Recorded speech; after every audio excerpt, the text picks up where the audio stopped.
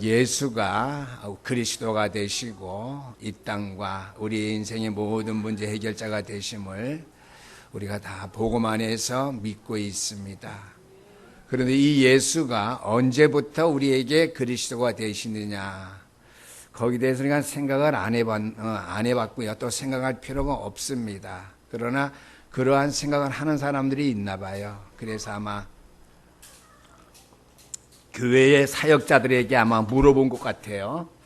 예수가 그리스도인 건 내가 믿고 감사한데 언제부터 예수가 나에게 그리스도가 되느냐, 언제부터 예수님이 그리스도가 되셨느냐, 거기에 대해 한번 생각해 보셨어요? 저는 그게 어려운 것 같고 신학적인 요소 같지만은요, 우리의 신앙생활 삶, 우리가 복음 안에 이 시간까지 살아왔고 걸어왔다면 참 쉬울 것 같아요. 그죠? 내가 믿는 그 순간부터 예수는 그리스도가 되셨어요. 아멘. 그 그리스도의 존재성에 대해서 내가 알 필요가 있느냐, 알아서 하겠느냐, 그거는 아니에요. 내가 그리스도가 내 인생의 모든 문제가 해결자가 되었기 때문에 언제 예수가 그리스도가 되었느냐, 내가 그리스도를 영접했을 때, 그거 시작이자 끝이에요. 그 그리스도는 하나님같이 태초에 계셨느냐, 제가 지난주에도 I am that I am 했지만은 스스로 계신 자였느냐. 여러분들 대답은 어떠한 대답을 하실 건지 제가 궁금스러운데요, 대답을 제가 들어보나만 해요. 골로새서 보니까 그리스도는 하나님과 동등될 것으로 여기지 아니하시고 이 땅에 왔다고 그러네요. 본체는 하나님과 같으신데 우리의 인생을 구하기 위해서 죄 없는 몸으로 우리의 인생을 구원하기 위해 죽으셔야 되기 때문에 이 땅에 오셨다고 하는 사실이죠. 우리는 거기에 대해서 여러 가지 생각할 필요가 없다고 생각합니다. 그 그리스도는 태초부터 그리스도입니다. 아멘. 오늘 장로님이 기도하는데 뒤에 앉아서요, 큰 위험을 느꼈어요. 왜 위험을 느꼈느냐? 말씀으로 천지를 창조하신 이렇게 기도하셔서요, 제가 큰 위험을 느꼈어요. 그것은 위기를 느꼈다는 말이 아니라 그 능력의 위험을 느꼈어요. 우리 장로님들이 이러한 믿음, 담대함을 가지고 또 기도하실 때도 있구나. 말씀으로 천지를 창조하신 하나님. 그러니까 말씀에 대한 위험이 아니라 위험을 제가 뒤에 앉아 기도하면서 느꼈어요. 말씀의 능력이라고 그럴까요? 말씀의 엄청난 파워라고 그럴까요? 거기에 대한 내가 무거움을 제가 느꼈어요. 그리스도는 어떻게 해요? 십자가에 죽으실 때 그리스도다, 부활할 때 그리스도다, 그런 댓글이 많이 올라와요. 그래서 왜 이 수준밖에 안 되느냐? 아니에요. 쉽게는 두 가지예요. 그리스도는 태초부터 그리스도예요. 아멘. 그리스도는 언제 그리스도나? 내가 예수 믿어서 구원받을 때 그때 그리스도예요. 아멘. 태초부터 계셨던 그리스도가 나에게 그리스도가 되신 것, 그게 바로 처음과 나중, 알파와 오메가, 처음과 나중이에요. 다른 걸 우리가 생각할 필요, 저는 우리의 교인들이, 사역자들이, 전도인들이 그렇게 물어온다면요, 거두절미하고, 예수는 언제부터 그리셨느냐? 언제부터요? 태초부터. 예수는 언제부터 그리스도가 됐는지? 내가 그리스도를 믿고 영접한 순간 때부터. 그래서 처음과 나중, 알파와 오메가. 나에게만 오메가가 아니고 끝이 아니라 어떻게 해요? 앞으로 오는 인생들 구원받을 사람 많잖아요. 그 사람은 그때 나중이에요. 우리는 구원받은 때 그때가 나중. 너무나 쉬운 거예요. 거기에 대해서 의의를 제기한다면 제가 답을 주겠어요. 창세기 3장에서 우리의 인생이 하나님을 떠날 때 바로 하나님께서 창세기 3장 15절을 말씀하셨거든요. 이게 원시복음이에요. 그래서 구약시대에 언제였느냐, 신약시대에 어느 부분에 왔었냐, 어느 때냐, 그런 것 우리가 논하고 생각할 필요가 없이 예수가 언제부터 그리스도 되셨느냐, 태초부터. 아멘.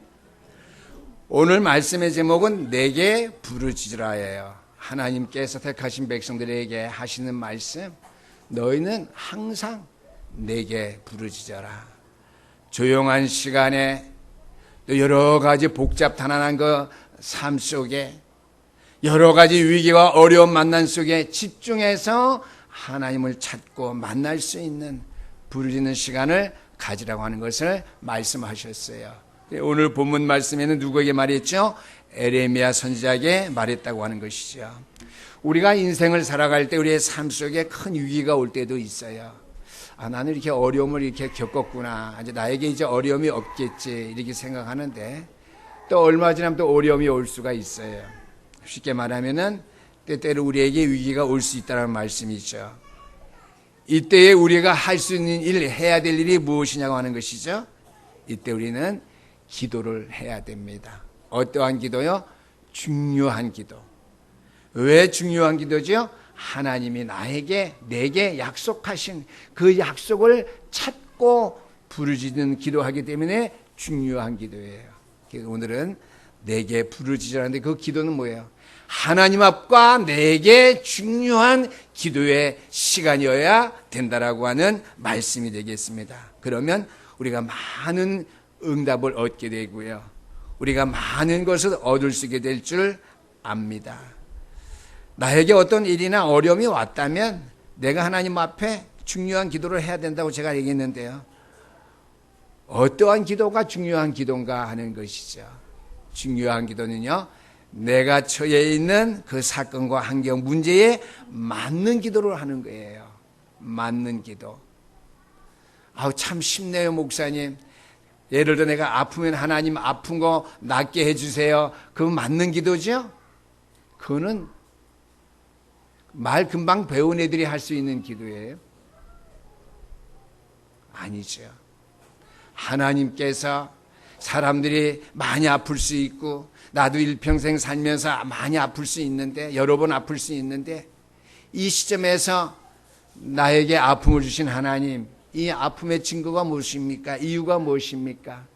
내가 이 아픔을 통해서 무엇을 내가 찾고 내가 무엇을 깨달아 알아야 됩니까? 알고 하나님 앞에 답을 가지고 기도하는 거예요. 아멘? 답을 가지고 하나님, 그렇다면은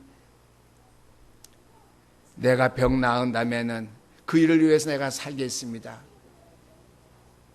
주여, 병든 나의 몸을 어떻게 해요? 치유해 주옵소서. 그때부터 집중 기도가 시작되는 거예요. 그 이전에 그 중요한 기도의 제목을 찾는 것은 조용한 시간, 하나님 앞에 하나님을 찾아서 만나는 시간, 내 자신의 모든 건 내려놓고 아픈데 하나님, 이거는 고칠 수 없는 암병이래요. 하나님의 능력으로 치료해 주셔야 돼요. 그건 자기 자신을 내려놓는 게 아니겠죠. 하나님 앞에 자기 모든 거 다 내려놓고 조용한 시간, 홀로 시간. 요새 우리 복음의 흐름의 메시지가 그거예요. 나 혼자 시간, 조용한 시간, 집중 시간. 그래서 내 자신의 모든 거 다 내려놓고 하나님께서 나를 향하신 그 뜻을 찾는 기도해야 돼요. 문제가 왔든지 아프든지 마음에 큰 근심이 왔든지 주변 사람들이 나를 어렵게 하든지 어떤 일이 왔든지 간에 조용한 시간을 가져야 되고요. 내 자신을 내려놓고요. 거기에 대한 하나님의 뜻을 찾는 어떻게 해요? 집중 기도까지 우리가 들어가야지 우리는 하나님 앞에 많은 것 얻을 수 있고요. 하나님의 역사를 일순 축복된 자리에 우리가 들어갈 수 있다라고 하는 것이죠. 이스라엘 민족의 오늘 본문 말씀을 제가 얘기해 드린다면요, 사방이 강대국으로 쌓여 있어서 이스라엘 나라가 어려움 당할 때입니다. 그렇다면 이스라엘 백성이 선민이니까 하나님을 야훼 나의 하나님으로 부르던 하나님이니까 어떻게 해요? 조용한 시간 가져야 되겠죠. 하나님, 우리 주변에 너무나 강대국이 많아서 우리가 어렵습니다. 내가 할 수 있는 일 아무것도 없네요. 내 자신을 내놓고 하나님을 찾는 기도가 시작돼야 되죠. 조용한 시간. 두 번째는 내 자신을 내려놓는 시간. 하나님 앞에 중요한 기도의 제목을 찾았다면 집중적으로 기도하면은요, 암병도 치유되고요, 어떠한 병도 치유되고요, 어떠한 문제도 다 응답된 축복 속에 들어가게 되는 줄 믿으시기를 주 이름으로 축원합니다. 거기에 맞는 기도를 해야 돼요. 그런데 이스라엘 백성들은 그 반대로 했어요. 자기 자신을 내려놓지 아니하고 조용한 시간 하나님을 찾지 아니하고 선민 택한 하나님의 백성 여호와를 야훼 나의 하나님으로 불렀어요. 구약 시대로 변하면 그들은 늘 신령하고 거룩했죠. 그래서 저는 육신적인 거, 거룩한 거, 신령한 거 안 좋아해요. 예전에 산기도 낼 걸 많이 좋아했는데 보고 많이 들어와서는 다 내려놨어요. 이스라엘 백성은 어떻게 되냐? 아도나이 하면서요, 나의 하나님 여호와 야훼 나의 신이여 이렇게 부르짖었어요. 그런데 어떻게 해요? 사방의 강대국으로서 위기가 왔을 때, 저 강대국은 나를 괴롭히고 나를 대적하는 강대국이 아니라 저들은 어떻게 해요? 내가 믿는 여호와 하나님이 필요해서 나를 통해서 하나님이 하나님 되심을 증거하는 기회라고 하는 것을 깨달아 알아야 되는데요. 이스라엘 백성들은 선민사상 가지고 자기의 자신을 내려놓지 못했다고 하는 것이죠. 우리의 신앙생활도 그럴 때 많아요. 기도하는 건 맞는데요, 내 자신을 내려놓지 못하고 하나님 앞에 기도할 때가 있다라고 하는 것이죠. 그때에 하나님께 말씀이 에레미야에게 임했거든요. 우리 하나님의 성경 말씀 보니까 위기 상황마다 하나님의 말씀이 주의 종들에게 임했다고 그랬어요. 그들의 입술에 여호와께서 말씀을 주셨다고 그랬어요. 오늘 하나님의 살아있는 말씀이 우리의 항상 주변에 우리의 가까이에 있는데요, 강단에서 선포되어지고 있는데요, 하나님의 말씀이 여러분들의 삶 속에 늘 임할 수 있도록 여러분의 입술에 그 말씀의 증거가 나타날 수 있게 되기를 주 이름으로 축원합니다. 말씀을 언제 써먹지요? 말씀을 언제 써먹어요? 항상 말씀을 사용해야죠. 항상 말씀을 외치고요, 항상 말씀을 선포하고요, 지난주 말씀대로 말씀을 선포 대언하고요. 그건 뭐예요? 그것이 바로 생기를 불어넣는 거예요. 아멘. 말씀을 대언하고 말씀을 선포하는 것이 생기를 불어넣는 거예요. 생명 살리는 그 일이라고 하는 것이죠. 이때에 에레미야 선지자가 이스라엘 백성들에게 말했어요. 너희는 여호와 앞에 부르짖고, 바벨론 나라가 이제 쳐들어와서 이 나라가 어려움을 당하게 되는데 하나님 앞에 조용한 시간 가지고 하나님 앞에 너희 이스라엘 민족 자신을 내려놓고 집중해서 하나님을 찾아서 임마누엘 하나님, 우리말 요즘 말로 말하면 현 시대 말로 하면 너를 임마누엘 하나님을 찾아서 누려야 된다. 여러분들 에레미야가 왜 11대 뜰에 잡힌지 모르죠? 그러니까 이놈은 완 친바벨론파다, 우리 뭐 친일파 그래갖고 말이에요, 항상 떠들어온대요. 저는 그거 안 좋아해요. 육신적인 거 아무 쓸데없는데 거기다 왜 생을 걸고 나라를 어지럽게 해요? 친일파도 용서해주자, 저는 그 말이 아니에요. 과거에 친일파 빠진 사람 나쁜 사람들이죠. 그래, 그 후손들은 무슨 죄가 있어요? 네? 아담이 범죄했는데 내가 이제 예수를 그리스도로 믿었는데 이거 갈건사자 아담의 후손이네, 나쁜? 뒤에 욕을 못하지 제가요? 그러면 안 되잖아요. 근데 보고만 해서 그런 시각으로 봐요. 왜? 나라가 중요하고 민생이 중요하고 보고만에 사는 교회 우리의 삶이 중요하기 때문에 교회들까지, 믿음의 사람들까지 거기에 육신적인 세상에 그 논쟁에 휘두를 필요가 없어요. 휘두를 필요 없다는 거예요. 제가 오늘 이 말씀을 읽으면서 그런 생각이 들었어요. 제가 제가 그런 사상에 있어서 제가 지금 이 시간 얘기하는 게 아니고요. 오늘 말씀을 보면서 깨달은 거, 성령의 인도하심 따른 거 얘기를 하는 거예요. 제가 정치를 좋아해서 얘기하는 것도 아니고요. 복음 때문에 교회를 위해서, 나라 위해서 제가 하는 말입니다. 이 에레미야는 주의 종이라는 털을 쓰고 어떻게 해요? 친일파다, 친바벨론파다. 우리가 정권에 대해서 복음종을 말할 때 이놈은 우리 여당, 야당, 패다. 그리고 몰아붙이면 안 된다는 그런 말이에요. 그래서 에레미야를 시위대들에 가두었어요. 지금으로 말하면 군 형무소 같은 데 있죠. 시위대들에 가두었을 때에, 갇혀있을 때 하나님의 말씀이 다시 에레미야에게 임했습니다. 네 환경, 그 모든 걸 생각하지 말고 하나님과의 조용한 시간, 내 자신을 내려놓고 하나님의 말씀이 하나님 말씀될 수 있도록 너는 내게 부르짖으라. 그리하고 어떻게 해요? 그 사실을 백성에게 그대로 선포하라고 하는 것이죠. 우리가 정말로 내 처해 있는 상황을 뛰어넘어서 내 자신을 내려놓고 하나님이 나를 향하신 뜻을 알고 올바른 기도, 정확한 기도를 하나님 앞에 드린다면은요, 우리에게 나타나는 현상이 세 가지가 있습니다. 제가 왜 조용한 시간 내 자신을 내놓고 또 정말 중요한 기도의 제목을 붙잡고 기도해야 된다고 말하느냐. 내 삶 속에 가장 중요한 것은요, 내가 참 행복하고 내가 참 평안해지는 거예요. 언제 내가 참 행복하고 참 평안해지느냐.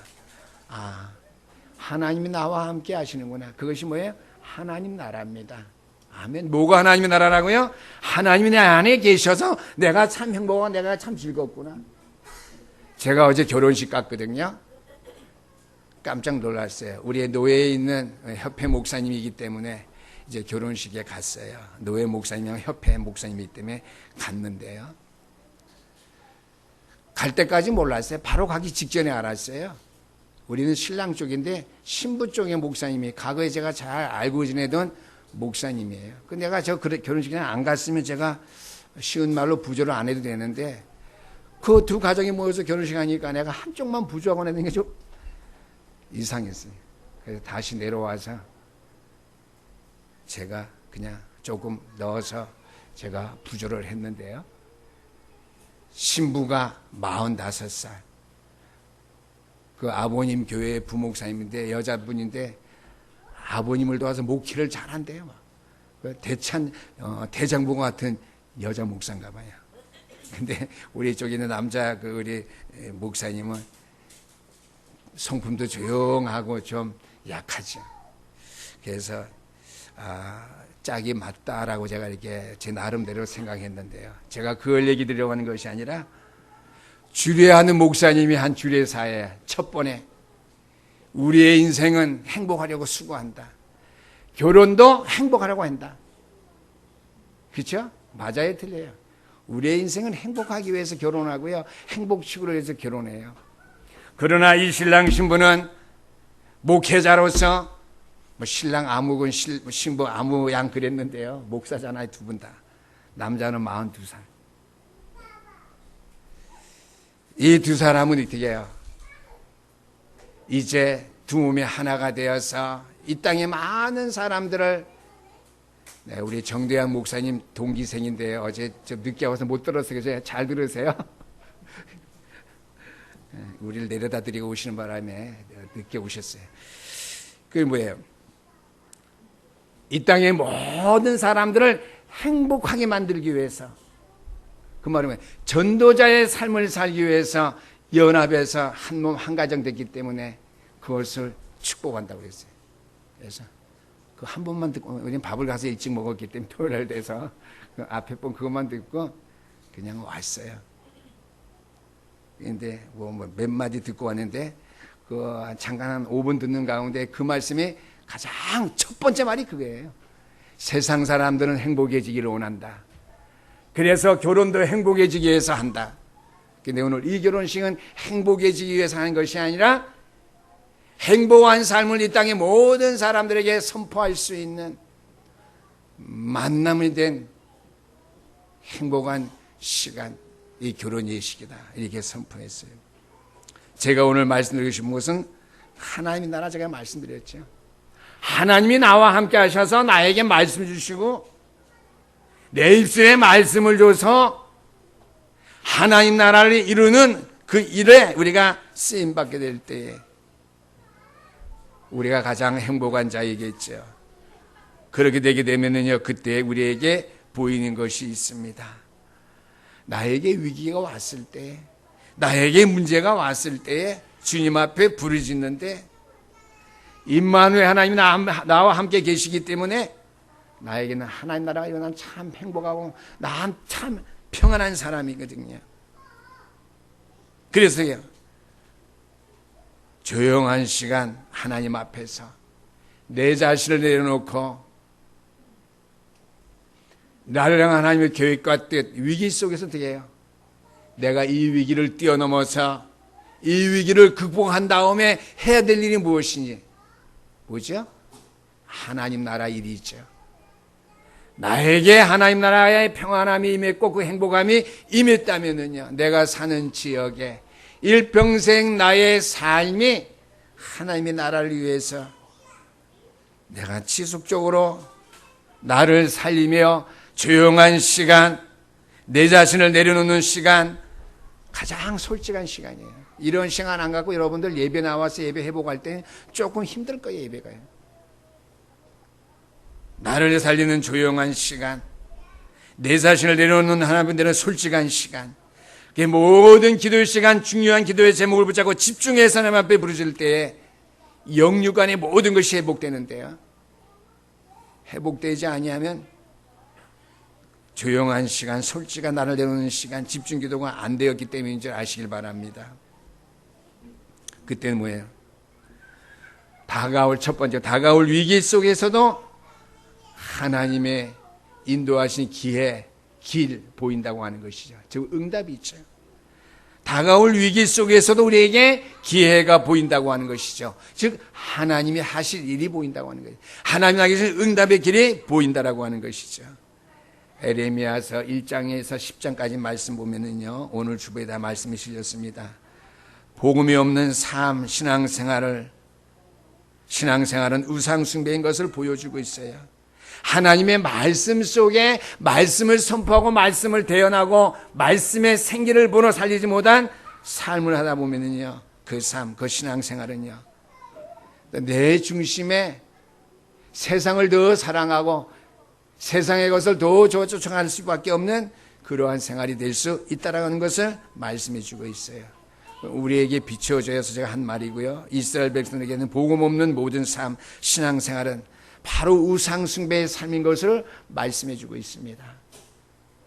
강대국 속에 쌓여 있으면서도 그 문제 위기의식을 깨달지 못하고 조용한 시간, 내 자신을 내려놓고 솔직하게 하나님 앞에 기도하는 시간, 나가서 집중적으로 중요한 기도 제목을 놓고 부르짖는 기도 시간을 갖지 아니하는 이스라엘 백성들의 믿음 없는 삶, 복음 없는 삶, 말씀 없는 삶, 우상숭배인 것을 말씀 선포했다라고 하는 것이죠. 그러니까 그들은 어떻게 해요? 에레미야 14장, 15장 쭉 보니까 이스라엘 백성은 계속 이 상황을 회복하지 못하고 깨달지 못하고 살아가니까 칼과 기근 속에서, 즉 전쟁의 역사 속에서 소용돌이 속에서 늘 신음하며 살아갈 수밖에 없었고요.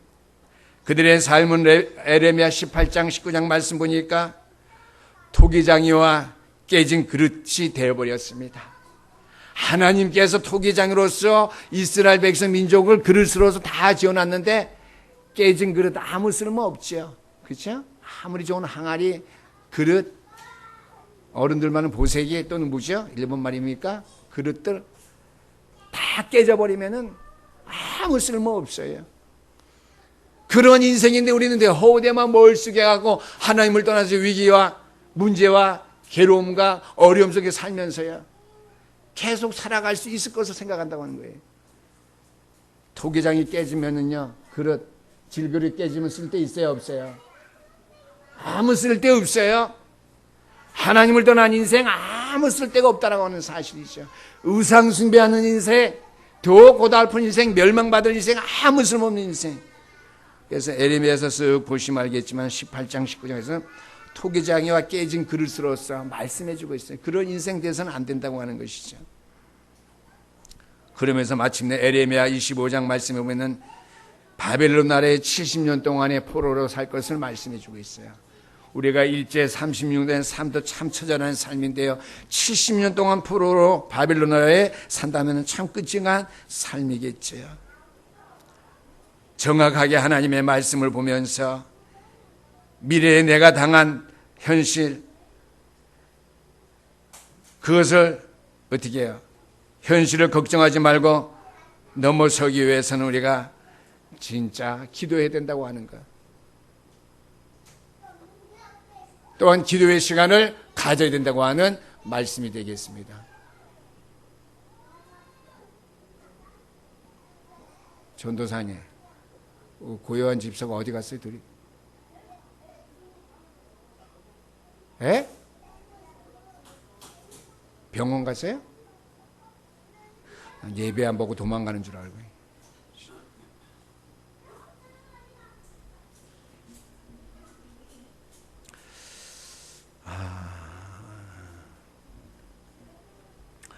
그래서 우리는 어떻게 해요? 보면서 걱정하지 말고 조용한 시간, 그 위기를 뛰어넘었을 수 있는 진짜 기도를 할 수 있는, 이스라엘 민족과 같이 멸망과 정말 토기장과 깨진 토기장 같은 삶 속에서 포로 생활 가운데 고생하고 신음하는 그러한 민족, 또 우리 그러한 개인이 되지 아니하도록 우리가 기도해야 된다고 하는 것이죠. 그래서 근데 위기 속에서 어떻게 기회가 보인다고 하는 것이죠. 두 번째로, 우리가 이렇게 정말로 하나님 앞에 중요한 기도를 시작하게 되면요, 중요한 기도는 말씀드렸어요. 그 이유에 관해서. 아까 병에 대해서 얘기했죠. 내가 병 들었을 때 병 고쳐주세요. 그러면 내가 어떻게 하겠습니다. 그게 아니라, 순위가 그게 아니라고 했습니다. 두 번째로, 그 이유와 해결책이 나온다라고 하는 것이죠. 에레미야가 시위일들에 갇혔을 때에 주께서 거기에 대한 이유와 해결책을 말씀해 주셨죠. 에레미야 33장 1절 말씀. 여호와의 말씀이 두 번째 에레미야에게 임하니라 그랬습니다. 하나님의 말씀이 나타났고 그에게 응답으로 하는데, 너는 내게 부르짖어라. 그 일을 알면은 그 답을 가지고, 그 문제를 가지고 계속 내게 부르짖으라. 내가 내게 응답하겠다는 말씀이죠. 그 문제를 해결해 주실 분은 내가 아니라 오직 하나님이시라는 말씀이죠. 왜요? 에레미야 33장 2절 말씀 보니까 이를 행하는 여호와, 그것을 성취하는 여호와, 그 이름이 여호와라고 하는 그 하나님께서 다 그 문제를 해결해 주시고 이루어 주시기 때문에 너는 내게 부르짖으라. 내가 내게 응답하겠고 내가 알지 못하는 크고 비밀한 일을 내게 보인다 그랬습니다. 크고 비밀한 일이 뭐예요? 우리가 성공하고 육신적으로 축복받는 길이겠어요? 아닙니다. 이스라엘 백성이 말씀 회복하고요, 복음 회복할 때에, 저와 여러분들이 복음 회복하고 말씀 회복할 때 어떻게 해요? 많은 사람들에게 유익을 줄 수 있는, 이스라엘 민족으로 말하면 주변의 모든 강대국들을 살리고 이스라엘 민족과 함께 세계를 이끌어 나갈 수 있는 나라로 삼을 수 있는 응답의 축복을 해 주신다고 하는 것이죠. 이스라엘 백성들은 강대국들이 주변에 왜 있는지 그 이유와 답을 찾지 못했다고 하는 사실이죠. 저와 여러분들의 신앙생활에 문제와 위기가 오는데 그 위기와 여러 어려움이 있는 이유와 답을 우리가 모르고 신앙생활을 한다면은요, 그러고 기도한다면은요, 중대한 기도의 제목을 찾지 못한다면은요, 그만큼 우리가 어리석고 우리가 어떻게 해요? 부족한 자가 부족할 수밖에 없겠죠. 부족한 자가 될 수밖에 없겠죠. 그래서 에레미야 33장 3절에서 9절 말씀 보니까 내가 이 성을 멸하라고 했지만 이 성을 멸하려고 했지만 치유하겠다. 내가 너희로 하여금 포로로 잡혀가겠지만은 포로로 돌아오게 하겠다. 너희가 죄악을 많이 지었지만 내가 그 죄악을 어떻게 사할 것이다. 이 성읍이 다 무너졌지만은 하나님께서 회복시키시는 단번에 이 성을 회복시킬 것이다. 그때에는 주변에 너희들 멸시하고 천대하던 불신자들, 악한 자들이 너희를 보고 두려워할 것이다. 우리가 하나님 앞에 중대한 기도의 제목을 찾고 집중적으로 하나님 앞에 기도할 때 어떻게 해요? 이러한 회복의 역사가 나타날 뿐만 아니라 우리 주변의 모든 불신자들과 우리를 대해서 악하게 했던 악한 자들이 우리를 어떻게 해요? 보고 두려워하게 된다고. 왜요?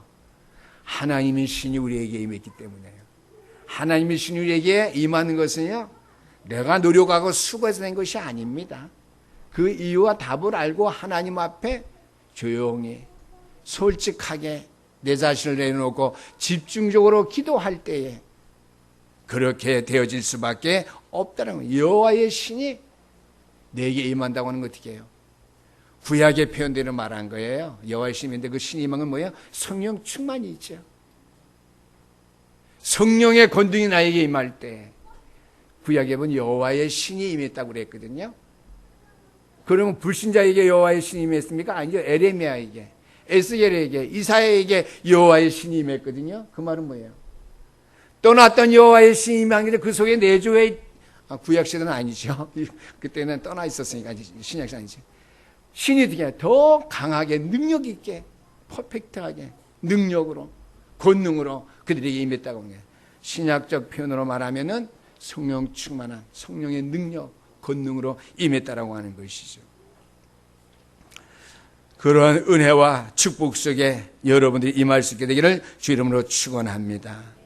세 번째는요, 놓친 모든 것을 회복하게 된다라고 하는 것이죠. 쉽게 말하면은요, 여호와의 이름은 구원자입니다. 구원의 축복과 구원의 모든 과정을 잃어버리고 놓쳐버린 우리가 어떻게 해요? 여호와의 이름을 회복하는 그날에 우리의 구원의 모든 축복된 역사를 완성하게 되고 이루어나가게 된다라고 하는 말씀이 되겠습니다. 그래서 놓친 것을 회복하는데요, 여호와의 이름 회복하게 되는 것이죠. 우리의 구원의 축복을 회복하게 되는 것입니다. 오늘 본문 말씀으로 하면 첫 번째 에레미야 33장 14절 말씀입니다. 내가 이스라엘 집과 유다 집에 대하여 일러준 선한 말을 성취할 날이 이르리라 그랬습니다. 아멘. 여호와의 이름이 회복되어지고 구원자의 그 구원의 축복이 회복되어지니까 우리에게 임했던 모든 말씀, 내가 붙잡았던 모든 언약의 말씀, 내가 믿었던 모든 약속의 말씀, 내가 은혜로 받았던 그 모든 말씀이 그대로 성취되어지고 능력으로 임한다라고 하는 말씀이죠. 두 번째는 에레미야 33장 15절에서 16절 말씀입니다. 성경 많이 못 읽어 오늘 에레미야 33장은 우리 시간 날 때 오늘 쭉 읽어보시면 좋겠습니다. 다윗의 공의로운 가지는 깨어지지 아니할 것이다 그랬습니다. 그리스도의 언약, 영적인 가장 중요한 언약을 붙잡은 너희는 영원히 깨어지지 아니하고 가지에서 끊어짐을 당하지 아니할 것을 말씀해 주고 있습니다. 결론적으로는 에레미야 33장 16절 말씀, 여호와의 이름이 참 의인 줄 알게 되리라. 세상에 다른 것이 하나님이 아니라 여호와가 하나님인 것을 알게 된다고 하는 것이죠. 여호와의 이름이 의인 줄 알게 하리라 그랬습니다. 우리가 구약시대에 무지했던 이스라엘 백성들과 같이 주의 종 에레미야를 친바벨론 파라 시위대들에 가두었다고 그랬습니다. 저들이 바벨론 나라의 강대국 속에 갇혀 있으면서 그 강대국 속에 둘러싸이는 그 위기와 그 어려움, 장차 그들에게 정말 포로가 될 것이라고 하는 주의 종의 선포된 말씀의 내용이 무엇인지 그 뜻을 알았으면요, 하나님의 나라가 이스라엘 백성들에게 임했다면요, 야훼 하나님이 정말 이스라엘의 하나님인 사실이 분명히 맞다라면요, 그 약속을 붙잡고 그들이 조용한 시간에 하나님을 찾고요. 자기 자신 모든 걸 다 내려놓고 어떻게 해요? 하나님을 의뢰한다면요. 그의 집중적으로 하나님을 찾는 자들이 된다면 어떻게 해요? 구원의 역사, 여호와가 진짜로 이스라엘의 여호와 하나님이 되고요. 야훼 하나님이 정말 그들의 여호와 하나님이 되어서 모든 일을 성취해서 그 일을 이루실 것인데 그들이 그러하지 못했다고 하는 말씀이죠. 우리가 오늘 주신 말씀 생각하면서요. 과거 이스라엘 백성들이 에레미야 선지자를 통해 주의 영으로 들은 바 응답의 말씀. 오늘 저와 여러분이 하나님 주신 에레미야 선지자를 통해 주신 말씀. 하나님 앞에 부르짖으라는 것이죠. 여러분들이 불신자인데 부르짖는 사람이 아니에요. 언약의 백성이고요. 전도자들이에요. 복음의 말씀의 능력이 여러분에 선포되어졌고 여러분 심령 속에 여러분들의 영적인 어떻게 해요? 능력 속에 다 말씀이 거하여 있습니다. 아멘. 그래서 그 가운데 중요한 기도의 제목을 여러분 붙잡고요. 조용한 시간. 그 다음에 솔직한 시간, 나를 내려놓는 시간. 이게 교회에서 안 됩니다. 그래서 오늘 믿음의 사람들에게 조용한 시간, 솔직한 시간, 나를 내는 시간. 그러면 결론적이 돼요. 그 다음에 집중기도예요. 집중기도 속에 들어감으로 말미암아 모든 것 회복되는 축복, 그 역사 이룰 수 있는 여러분들 개인과 가정, 재단이 될 수 있기를 주 이름으로 축원합니다. 기도하시겠습니다. 만군의 여호와 우리 하나님 아버지, 주의 이름이 얼마나 크고 능력이 있으며